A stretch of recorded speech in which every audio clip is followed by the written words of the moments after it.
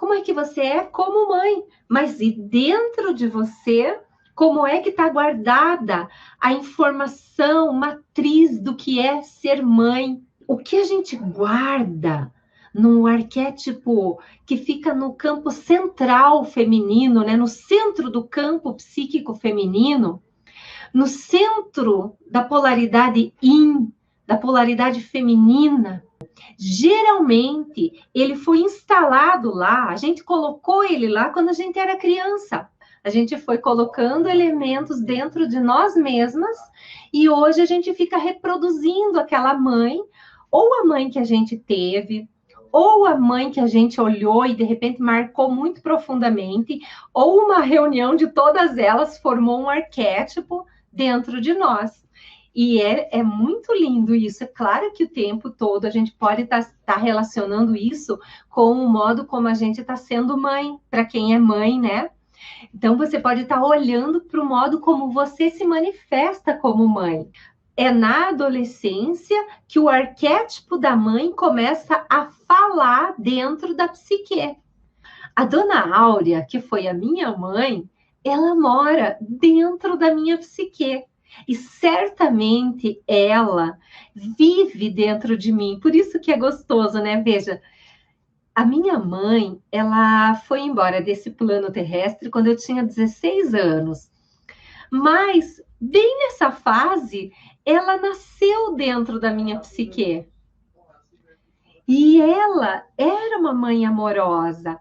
Ela não era uma mãe de ficar paparicando, de ficar mimando. Ela não era uma mãe de ficar dando beijinho, cafunézinho para mim, para os meus irmãos. Eu não vi isso. Mas era uma mãe extremamente boa, extremamente querida conosco. O afeto dela estava no sabor da comida feita fresquinha sempre para nós. No cuidado com as nossas roupas, no cuidado em ouvir as nossas histórias, os nossos sonhos. Então, essa mãe, ela mora dentro da minha psique e dos meus irmãos. E com outros tipos de mães que nós fomos agregando dentro de nós. Porque imagina, se eu deixei de ter contato físico com a minha mãe aos 16 anos, eu tive muitas referências de mãe na minha vida, né? Sogras que me ensinaram muitas coisas, e elas foram entrando e formando aquele meu arquétipo interior.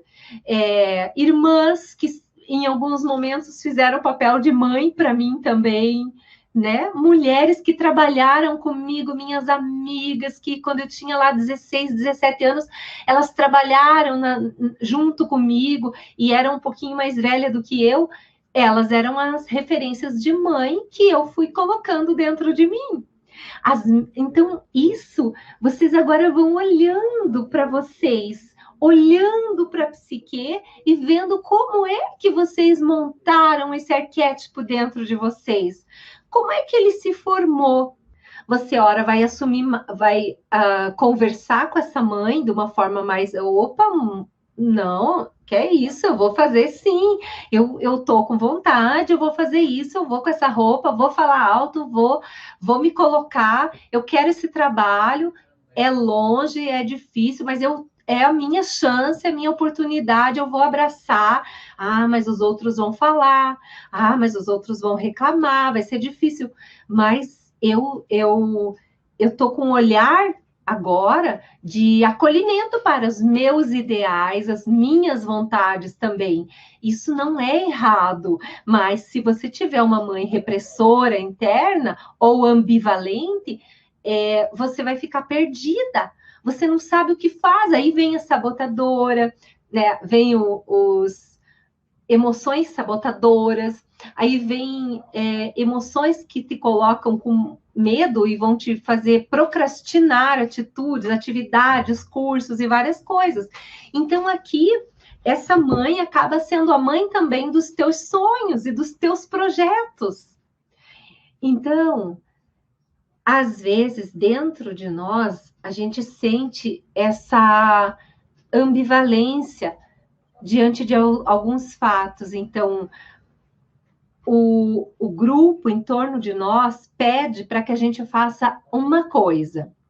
Dentro de nós, a gente vai ter, então, uma força interna nos puxando para um outro lado, né? Essa mãe dentro de nós vai estar nos puxando para um outro lado. E ela dentro de nós pode nos puxar ainda para um terceiro lado. Então, olha como é que a gente se sente se a gente não integra tudo isso, toda essa potência em nós. Nós vamos ter uma discussão dentro de nós, dentro da polaridade feminina. Isso porque a gente nem falou do pai. E é claro que a gente pode olhar também se nós não estamos sendo também mães ambivalentes em relação à nossa criação dos nossos filhos, né? Procure como mãe ter opiniões assim que são libertadoras para essa criança, para essa menina. Ela vai estar representando muitas vezes esse papel como mãe também. Então a gente já vai instalando, né, esses arquétipos. Quando a gente olha para uma criança e representa o papel de mulher, de mãe na vida dessa criança, se eu permitir que ela brinque, que ela seja selvagem, que ela seja natural, que ela se suje, que ela faça bagunça. Se a gente enche de regras, de normas, a gente está criando já essa mãe, a nossa voz vai ficar por muito tempo na cabecinha da criança, quando ela for adolescente, quando ela for, principalmente quando ela for mulher, e pela vida inteira, se ela não passar por um processo iniciático como esse que a gente está passando aqui, de entrar em contato com a psique e arrumar as coisas lá dentro. Hoje, muito profunda essa conversa. Ao mesmo tempo que eu estou falando com vocês, eu estou revirando dentro da minha própria psique. Tudo isso que eu estou falando, eu vou sentindo. Então, é muito intenso, né? Não é uma coisa que a gente conversa falando de um patamar material, de uma coisa física, de uma coisa que mexe somente com o ego. A gente está falando dos portais que abrem para que a alma entre, né? Para que a alma venha fazer parte da nossa vida, da nossa história.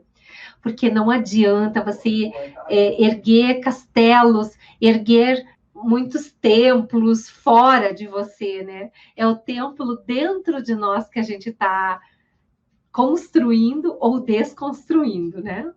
Então vamos lá, né? Eu agradeço a companhia de vocês. Um beijo grande.